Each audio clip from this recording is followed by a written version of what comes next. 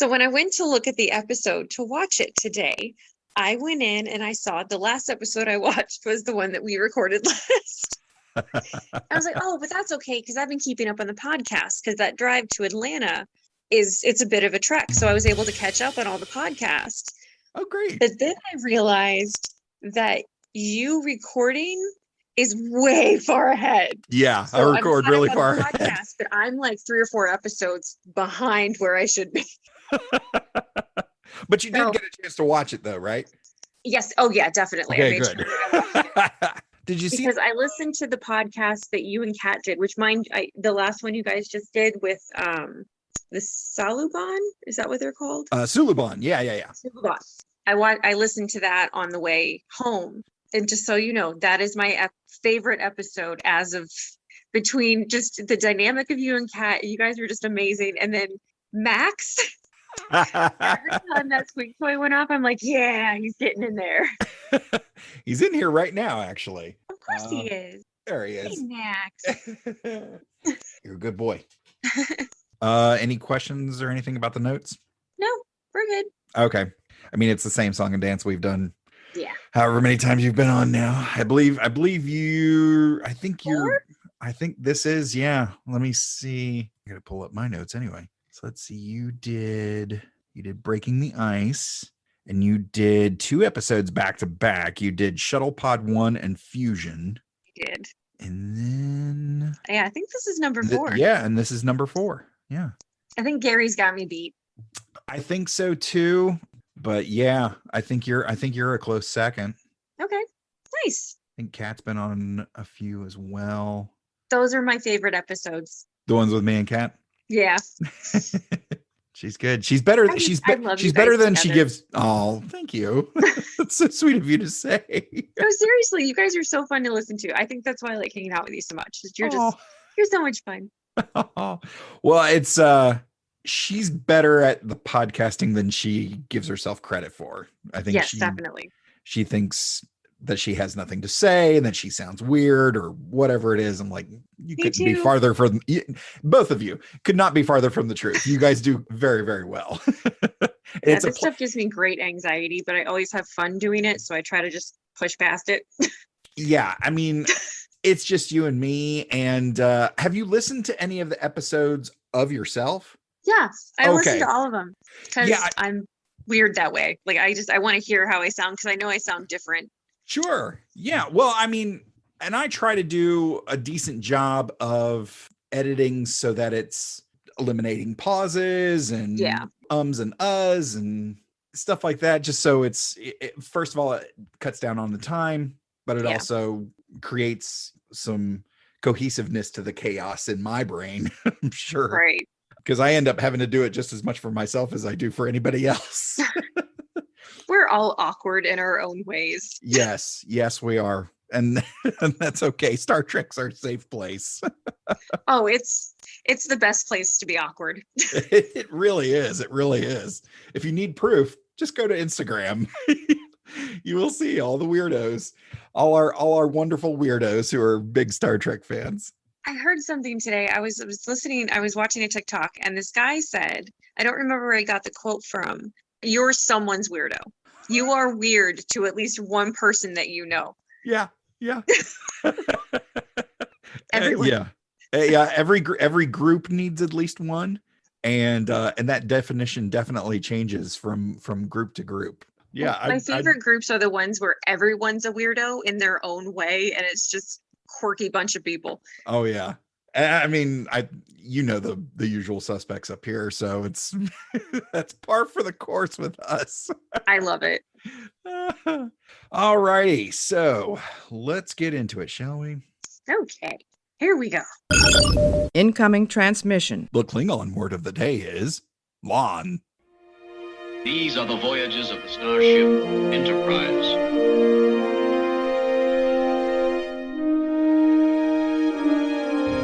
So, this is a huge victory for the good guys. Scotty, beam me up. Resistance is futile. Live long and prosper. Boldly go where no man has gone before.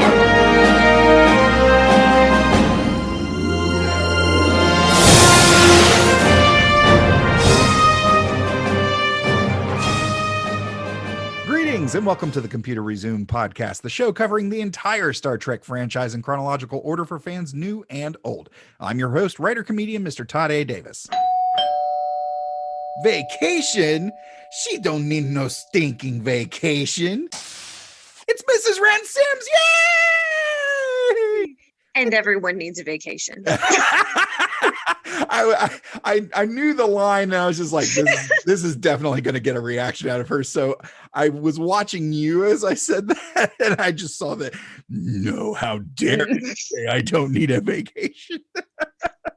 I feel like I deserve one, especially after all the stuff that's going on at work lately. Like, oh, sure. Yeah. I mean, we'll talk more a little bit off mic stuff going on with my work, but yeah, your service industry.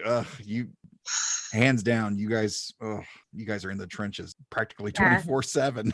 And I don't know if I've said this to anyone lately, but if you have someone who works with customers or, faces the public in any way, check on them regularly. They are not okay. I mean, we both have friends who are, bars, restaurants, all of it. It's tough out there right now. People have gotten meaner, and I didn't know that could happen because people weren't nice before, but it has gotten way worse. Yeah, absolutely. I feel there's a sense of entitlement that's really surfacing with a lot of folks, and it's kind of, hold on a second. Yeah. Wait a minute. You guys were answering phone calls for free. No, this is a law firm. No, you have to pay for services. Like, what do you think this is? We actually are. And it's kind of funny. I don't know. Maybe this is you had to be there, which of course is not funny, but our firm actually got its first 1-star review. And it was somebody who we quoted them a price for retainer, and they came back with just like, they're all about money. And I was just like, we're a business. Yeah, we're about some money. We have to be. Oh gosh, yeah. It's getting weird out there. It's been weird. Now it's just getting ridiculous. Yeah. So speaking of vacations, which we all desperately need, you are just coming back from where? Oh, I went to Atlanta to visit my mom and my kids. Oh, did you do anything fun outside of just being with the family? We didn't do a whole lot. Ella is too young to be vaccinated, and she is very high risk with her asthma. That's right. So we didn't do a whole lot of stuff. We did go to IKEA, and because my entire family has a thing for their meatballs, and just sitting on sofas that aren't ours. There's nothing wrong with that. Absolutely. But other than that, I mean, we did a little bit of like shopping, but we mostly hung out and just played games and swam in the pool a little bit. But it was just a lot of just chilling and watching movies. Oh, that's great. Kind of our thing. Time is time. Time's that one thing you can't get at the store. So yeah, absolutely. Well, that's good to hear. We did do tie-dye. Really? And honestly, it's the first time I did it since I was like 10. I really like that stuff. It's really fun. Like, that's cool. I don't know that I've ever tie-dyed anything. I think my wife has. It's so easy. And I think the thing that I liked about it is that it brought out that creative part of my brain that didn't require an idea or like drawing or anything like that. It was just, let's put this color in a weird place and see what it does to this white t-shirt. And it was the coolest thing. That's awesome. That sounds like so much fun. Yeah. I mean, my wife is doing some pour paintings where you put all the paint in the cup and you pour it. I believe your husband has at least one. Fred's got one of hers. Yeah, we love her art. It's a lot of fun, but it's kind of, it's the creativity is kind of in the randomness, and it sort of does it itself, and then you can kind of tweak off what's already there. And I'm one of those people that I'm not good at ideas. Like, I'm good at seeing like patterns and stuff and things, but I'm not an artist in that sense where I can't draw. Like, my daughter can draw. Like, that girl, oh my God. Yeah, for sure. She's gotten better, Todd. Oh. Well, she does it daily. That's what I realized how much she does it because I'm not around her a lot. there was not a time that she was sitting or just watching something that she was not drawing. It's a constant, like 24/7. That's If what it she's takes. awake, she's Absolutely. creating something. That's great. And that's, first of all, that's a great thing to do. And that's such a great habit to be in. Mm-hmm. I'm finding more with myself. I'm getting closer and closer to needing to keep a journal. Between weird dreams I have, Mm-hmm.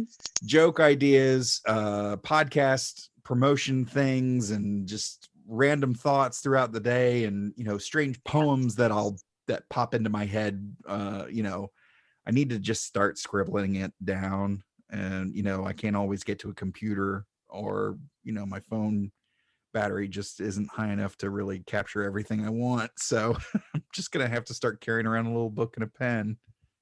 It's funny. I always carry a journal with me, and I've had since I was a kid, but I very rarely use it.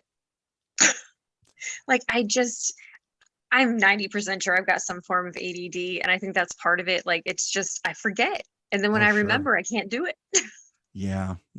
I think I'm the type of guy who, if I start toting it everywhere with me, I'll use it for everything, because I can't just reserve it for like, okay, it's only for like thoughts about the day, or it's only about jokes, or it's only about poems, or whatever. It's there'll be grocery lists in there. There will be sketches for weird things. There will be, stickers. There will be all kinds of stuff that I encounter in my day. I think there's a old soulness to me that more often than not end up preferring analog. And just, when I started writing comedy, I did keep notes on my computer, but I would always end up printing them out and drawing on them, circling things, and it would end up looking like a football playbook by the time I was done with it. But then I would take that plus my show, my show review, my show notes from my performance, and take them back to the computer and edit, and then get it into that final form. But I mean, everybody's writing process, everybody's creating process is different. So I don't know. I've definitely scribbled jokes on napkins and placemats and whatever else I can get my hands on. But maybe I ought to start toting around a journal book with a couple pens or something like that. That couldn't hurt. I had a joke pop up the other day, and I think at this point it's more of a premise. But the idea is that out of the pandemic, we're going to see and hear things that we normally wouldn't. I was at Fresh Market and saw a gentleman in a camouflage baseball cap, tan-colored t-shirt tucked into khakis that had elastic, with suspenders. And I heard him say, "Where do y'all keep the liver pate at?" I'll say it again. Where do y'all keep the liver pate at? I think there's something there. I'm gonna have to do a little more work, but I think that's a solid premise of How old was this person? Oh, he's definitely a boomer for sure. Oh my God. There's no way he's under 50. I think there's something talking there. About cat food. You know what? Maybe, because I ended up following this guy around the store for a little while. Just to see what he was going to get. This character is fascinating. I'm going to do a study right here in the store, and just pretending to look at things that are on the shelf, but really just studying him from head to toe. Oh my goodness. Yeah. Speaking of interesting characters, our characters go through quite an ordeal on their vacation. You've been keeping up with the podcast and the show to a degree, but more the podcast. Is it still growing on you? Are you still enjoying your time? See you shaking your head no already. I like certain parts of it. I like recording and talking with you. This is my least favorite episode. Really? Yeah. Oh, wow. Okay. So I hate everything about this thing. Oh, well, not to get out of the bag too soon, but you are not by yourself in that camp. So without further ado, let's get to this week's recap. Spoiler alert. Spoiler alert. Spoiler alert. I'm on vacation. Enjoy yourself. First, a planet designed for pleasure. Make sure that your first visit to Risa is memorable. Where fantasy becomes reality. What do you say we throw caution to the wind? An all-new Enterprise. After finally arriving at Risa, half the Enterprise's crew prepare for shore leave, and Archer organizes lots, winning a vacation for himself. How convenient. Archer boards a space bus along with Trip, Reed, Travis, and Hoshi. Once the space bus lands on Risa, the crew go their separate ways. Archer notices a beautiful alien woman and her dog on the balcony just below his. Later, he strikes up a conversation, learning her name is Keela. She claims that the Suliban massacred her entire family. He also learns that she is Tandaran, and when he confronts her with this discovery and asks what she wants, she knocks him out with a shot and leaves.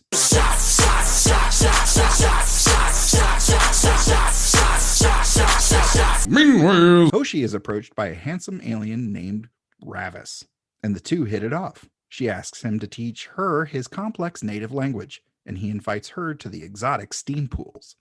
The next morning, she awakens happy, very happy, with Ravis in bed beside her. meanwhile, Trip and Reed are in a noisy nightclub filled with exotic female aliens.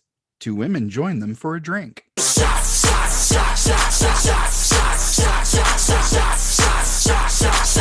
And invite them to view some nearby subterranean gardens.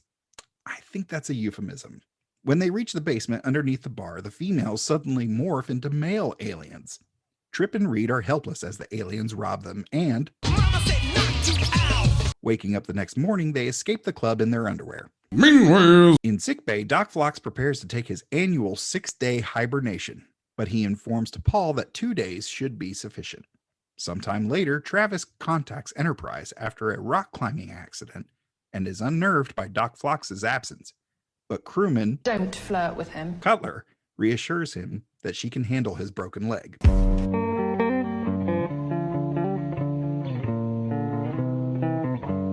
He later has some trouble breathing, forcing Cutler and Paul to waken Doc Phlox. Though disoriented and incoherent, he still manages to formulate a suitable antidote and collapses back into hibernation. The next morning, the Enterprise crew travel together in a space bus back to the ship. They exchange addresses and promise to write.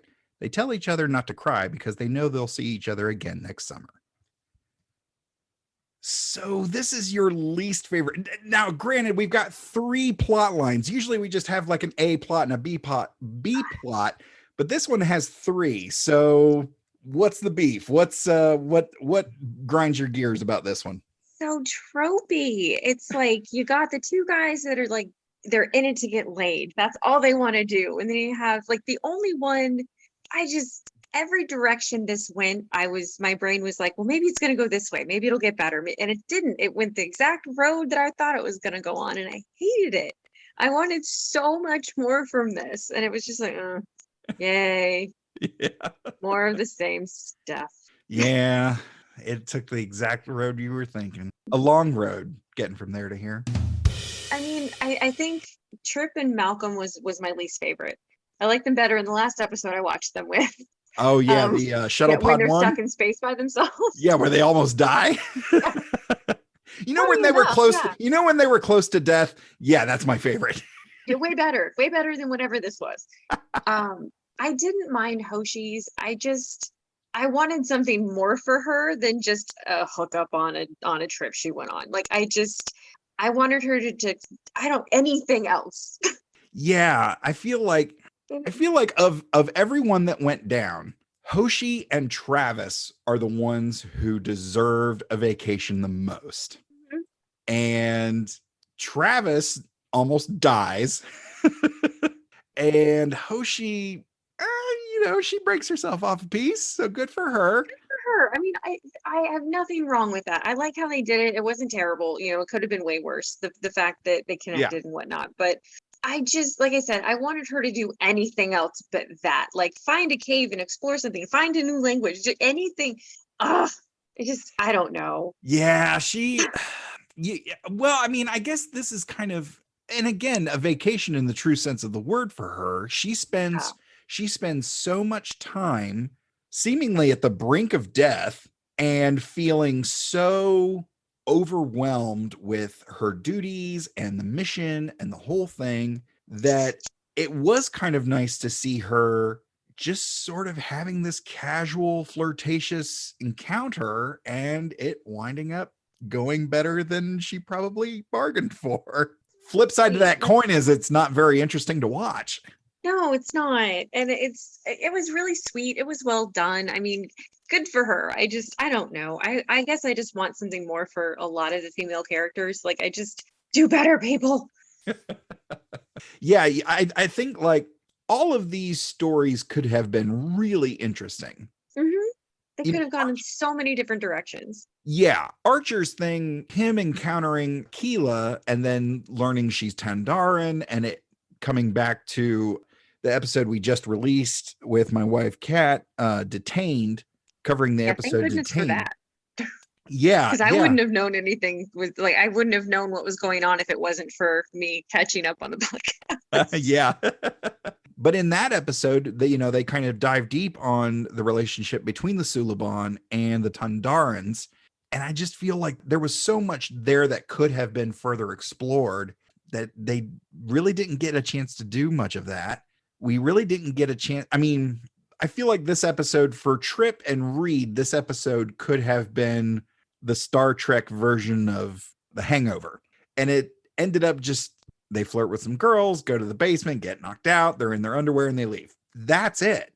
I feel like this could have been a really great, if they had done a 3-hour event and had just the crew arrives on Risa, and then we get the episode with Archer, we get the episode with the boys, we get the episode with Hoshi, and we see each of those things sort of play out and let those characters breathe a little bit. I mean, it's a vacation for them, but there were too many things going on. There were too many vignettes in this. I think they could have cut Trip and Malcolm out completely and fleshed out the other 3 stories, because I would have liked a little bit more explanation with Phlox's hibernation. Like, yes, that would have been awesome. Yeah, like, I didn't even touch on Trip I didn't even touch on Trip and Doc Phlox with his hibernation. Yeah, I mean, I think that, because honestly, of the 4 things going on in this episode, I feel like that's the most interesting, because you have the comedy of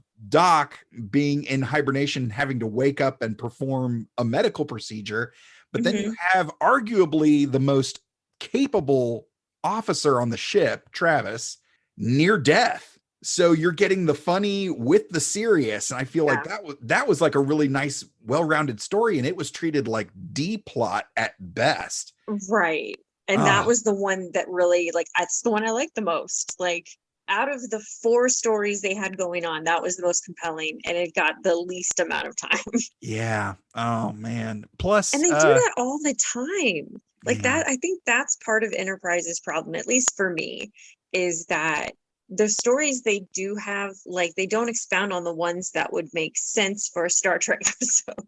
Yeah, they're trying to do this juggling act between, I mean, they took a shuttle pod full of, I mean, all your main headliners, like 5 out of 7 of your main headliners are on that shuttle pod, and they split up in different directions. And like, we've only got 45 minutes here to fill, people. Yeah.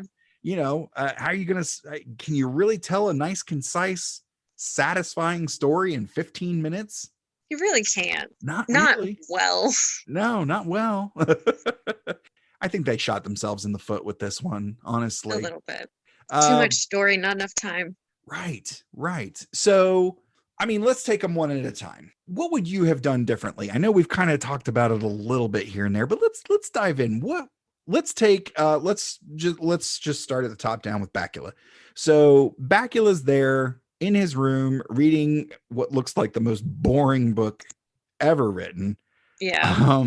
And there's the beautiful woman with the dog, and shenanigans ensue. But what would you have done differently? I'm not sure. I think I understand why they put that romantic aspect into it, but it was just so typical of that kind of thing. I don't know if there could have been any other way to get to where they were going in the story.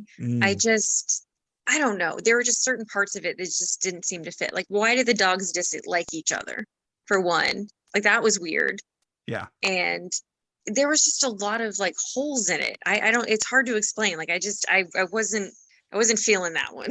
Yeah, I'll chime in with my 2 cents here. I think if we just cranked everything, maybe not to 11, but maybe just cranked it up, a couple notches of like really crank up the romance between them, so that when it turns out she's Tandarin and that she's got ulterior motives, we get an even deeper sense of betrayal. Right.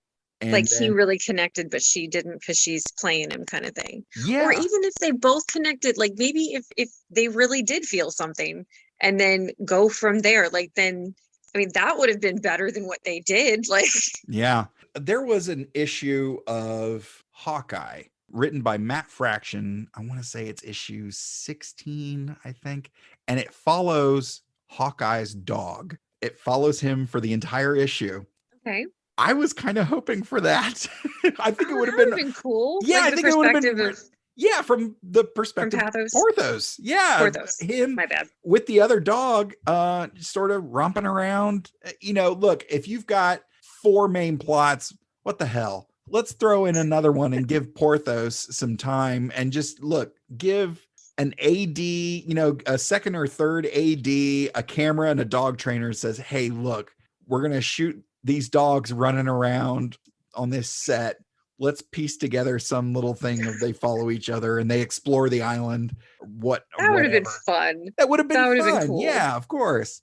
In terms of the boys getting drunk in the bar, I think it would have been a little bit more fun to really play out the downward spiral. They go in with such high expectations. I feel like you really have to really let them hit rock bottom and really turn it into a situation kind of like The Hangover, where it's just like, okay, it can't get any worse.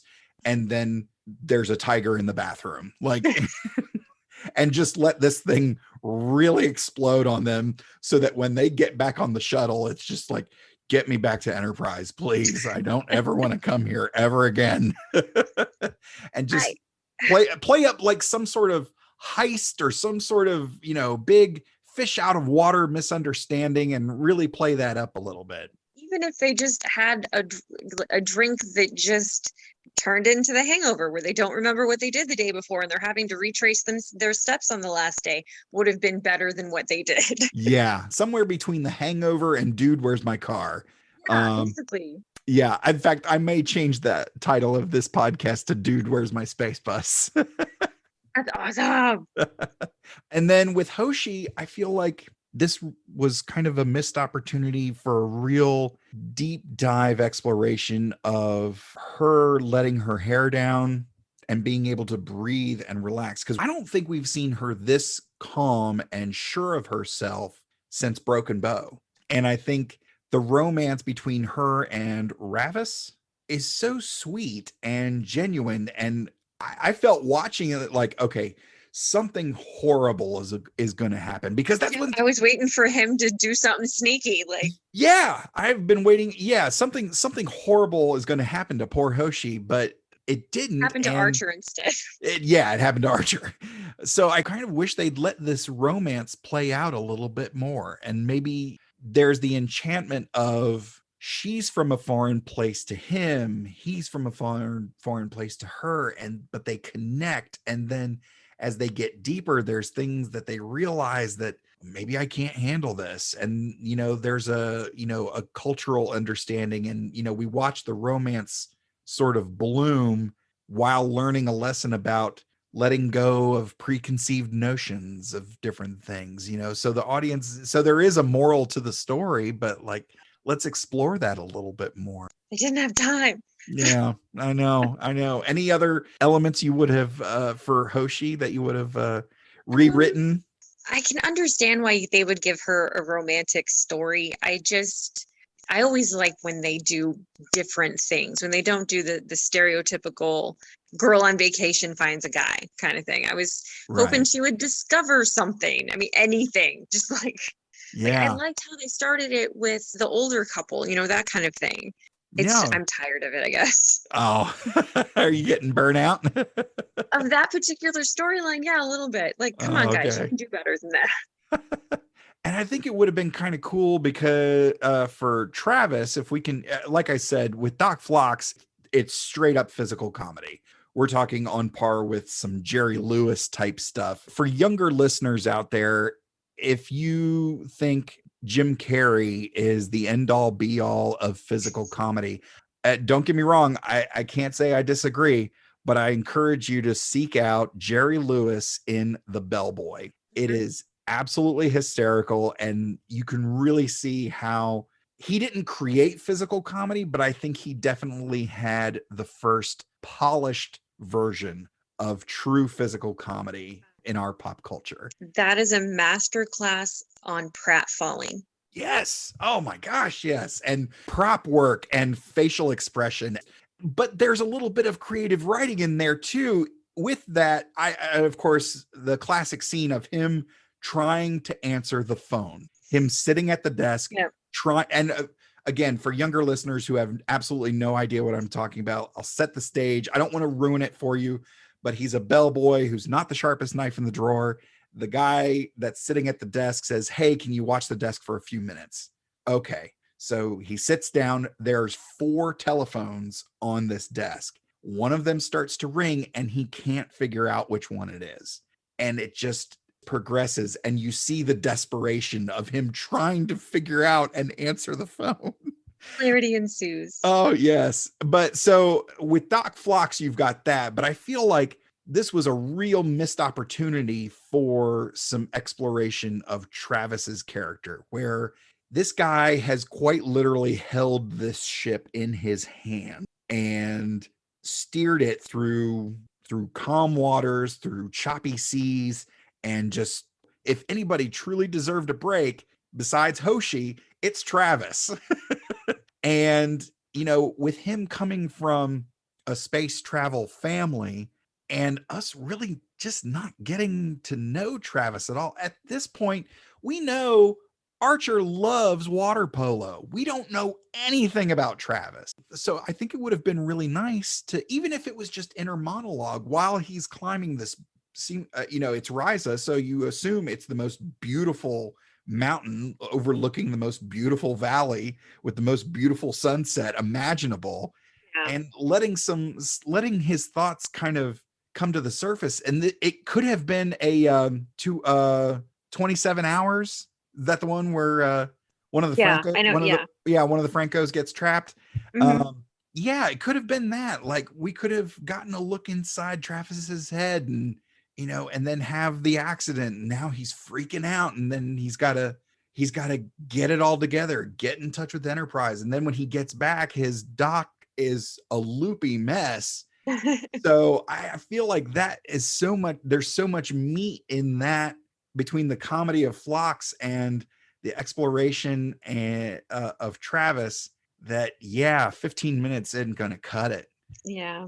So, well, who do we have to blame? Let's go into it. Berman and Braga, of course, brought this story to life. Of course, I mean, they're the ones steering this ship anyway. With the teleplay penned by Chris Black. However, bright spot here: the director of this episode, Mr. Michael Dorn, aka Worf. It's Worf, everybody.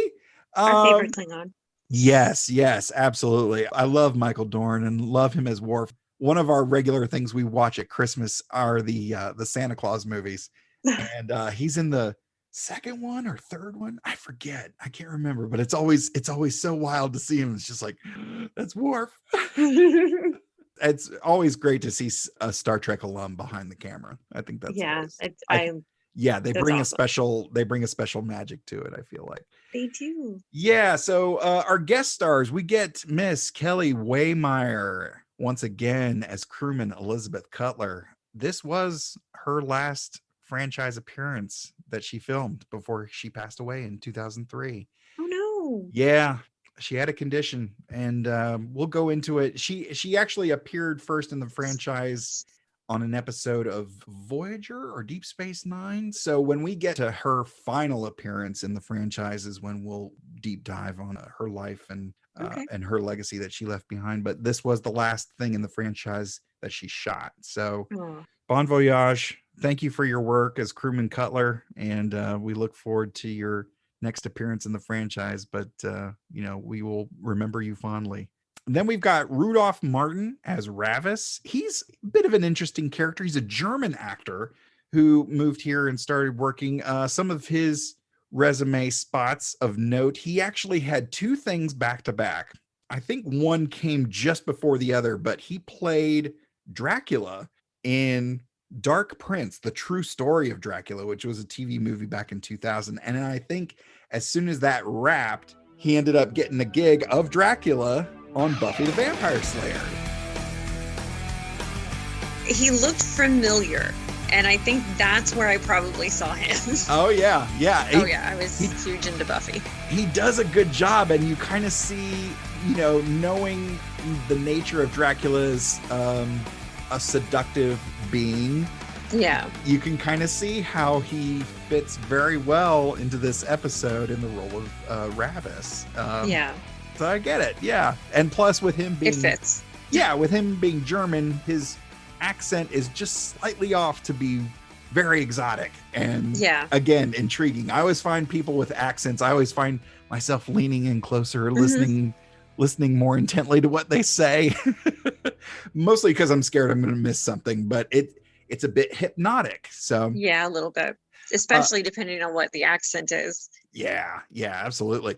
So he also had a few roles on 24, and then of course this is his only franchise appearance, this episode of Enterprise in 2002.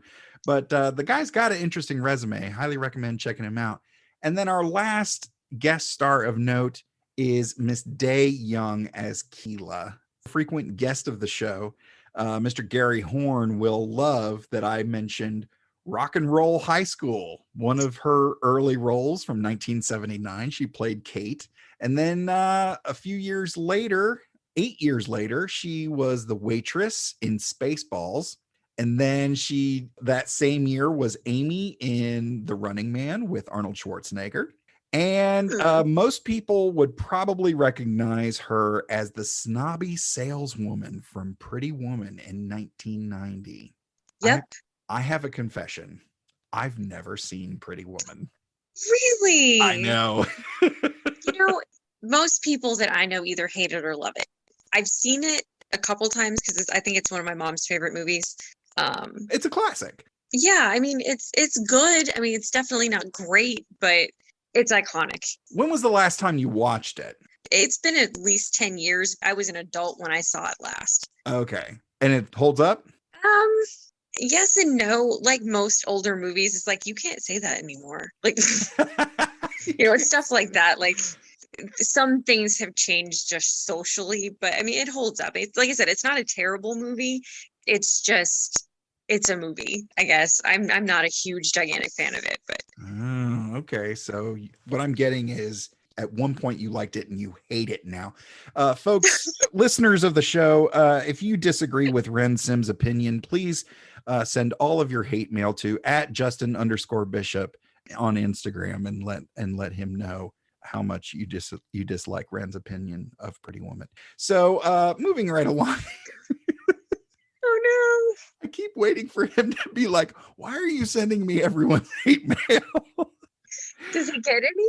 I don't know. I don't know. If he hasn't said anything. Oh man. I hope I don't upset anybody because I don't like Pretty Woman. It's okay. This is a safe place. We said it. Star Trek is our safe place. Oh, I also am not a huge fan of Julia Roberts, so that's probably part of it. Whoa. All right. The views and opinions expressed by Ren Sims do not necessarily reflect the views and opinions of the Computer Resume podcast. You have to understand, some of my favorite actresses are like Tina Fey, Anna Kendrick. Sure. She's my mom's favorite. There are people who think Julia Roberts is hot. I don't care. Well, it's one of those things, movies, comic books, things that have large fan bases. celebrities. It's very hard to have a different opinion because people do get very upset. Yeah, they do. They They lose really their do. mind because you don't agree with them. It's like, I'm sorry, but we can't all like the same thing. Like, and it's Yeah. okay. Yeah. I'm trying to, I mean, other than, because I love, I mean, she's a small part of Ocean's 11, but I love her in the Ocean's movies. I like her in those, but I and- think part of it is because she's not a huge role, but she still plays a role kind of thing. Yeah, she's there for a very specific reason. Mm-hmm. And, I mean, and I dig it, and she does it well. She does it really she's well. not a bad actress. I have nothing to, I mean, she can act her face off, but it's just, I don't know. I guess I just don't like the movies that she in. I think I liked them when I was younger, but as I don't know, my tastes have changed slightly, I guess. Do you like The Mexican? Did you see The Mexican? Her and Brad Pitt? No, I don't think I have. That one's pretty good. Okay. It's a different kind of movie for her, I feel like. Great cast. It's a fun story. That one, how old are your girls again? 13 and 11. That might be a girls' night movie. Really? Yeah. That one's fun. That's my 2 cents on it. Okay. There's not a lot I can say without sort of ruining it for you, but like, I'll look into it. yeah, I think you'd enjoy it. I think the girls would too. I think they're kind of at that age where it's a fun story, but there's also, it's pretty people getting into misadventures. So, isn't that most movies nowadays? That is. Yeah, you're absolutely right. A little bit more about this episode and how it was received. Ain't It Cool News gave it a 3.5 out of 5, saying that it had some good things. They said, quote, the episode is teeming with small virtues, and they praised Doc Phlox. Television Without Pity gave it a grade of B+. Flip side of the coin, in 2016, Wired called the episode unwatchable and said that it, quote, makes you wonder if the cast were as embarrassed speaking the dialogue as we are listening to, end quote. That is I felt rough. that sentence. Oh. Some of the, especially Malcolm and Trip, it was just like, all of it was kind of cringy. Yeah, cringy, very cringy. Oh my God. Have you guys ever gone out anywhere? like it sounded like people that had never gone to a club wrote this storyline. And it's because it felt like they had no idea what really happened. It's like, oh well, this is what we think is supposed to happen. Like this is what happens when you go to a club, right? Yeah. No. Aliens wrote this episode because this is how they think humans interact with each other. Basically, see, they would be more entertaining if they made it like if that's what was going on. Like, that's funny. Tech Republic included the episode on its list of 5 worst episodes of Enterprise. They said the writers failed to establish theme, story arcs, or basic coherence that resulted in inane vignettes and only served to, quote, make the crew appear either adolescent, incompetent, or both. Yep.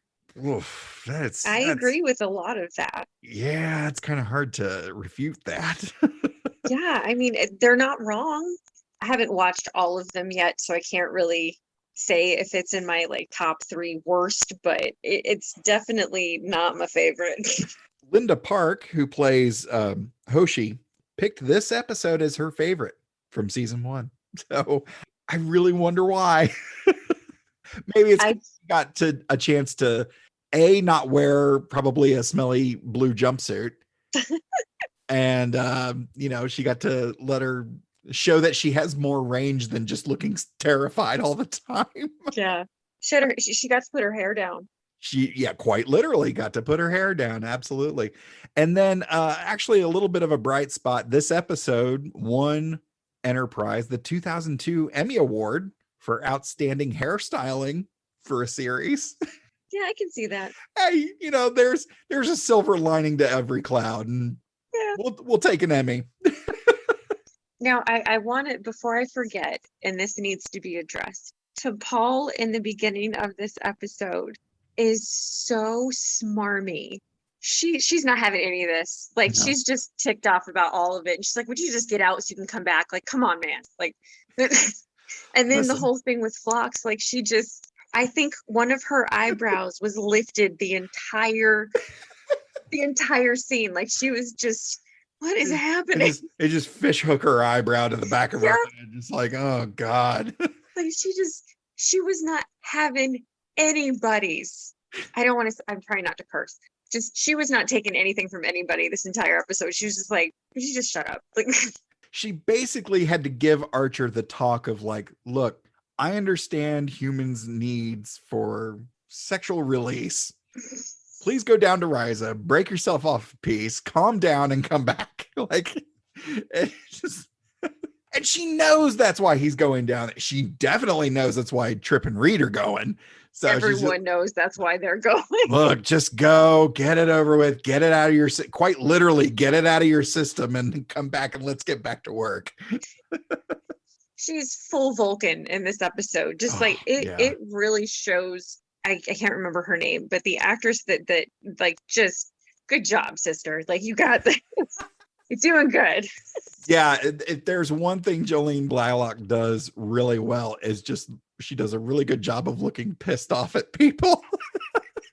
And in a way where it's not like a pissed off look. It's just like I'm done with this. Kind of like the look you get from your mom when you know you're about on that edge of making her angry, but she's not quite over that limit yet. Like, it's the perturbed face, but it hasn't reached angry yet.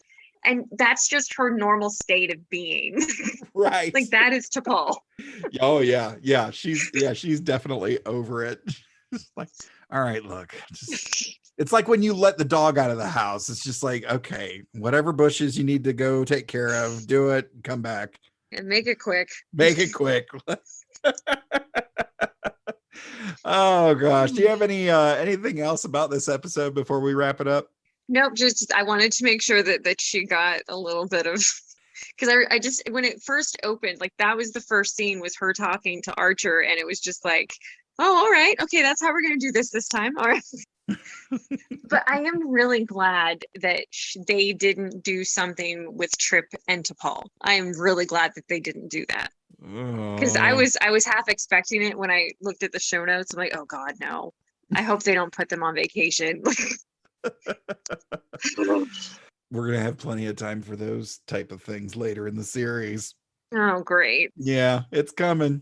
It's been coming since the first episode. Like, they've had sexual tension since they looked at each other. Like, I'm waiting for it. And I know they're not going to do it in a way that I'm going to like, because that's just not how this series works. But yeah, I think Riker says it best. All hands, brace for impact. It's gonna happen. Oh my goodness. Oh gosh. All right. Well, next week we will be covering with our good friend Mr. Gary Horn, who has agreed to come back on the show, Enterprise Season 1, Episode 26, and Season 2, Episode 1, Shockwave, Parts 1 and 2, which will bring us to the end of Season 1 of the Computer Resume podcast. How many seasons are in Enterprise? There's 4 seasons of Enterprise. Oh God. Okay. We're moving right along. We're doing okay. We're getting there. Oh God. It's gonna be painful. It's gonna be a long road getting from there to here. But yeah, so Shockwave, if you're interested, is available on Netflix, Hulu, Amazon Prime, and of course on Paramount Plus. Ren, so where can people find you on social media? RC Sims 82 on Facebook and Instagram. And I am at Mr. Todd A. Davis on all of the socials. From all of us at the Computer Resume podcast, thank you so much for listening, and I'll see you in 10 Forward.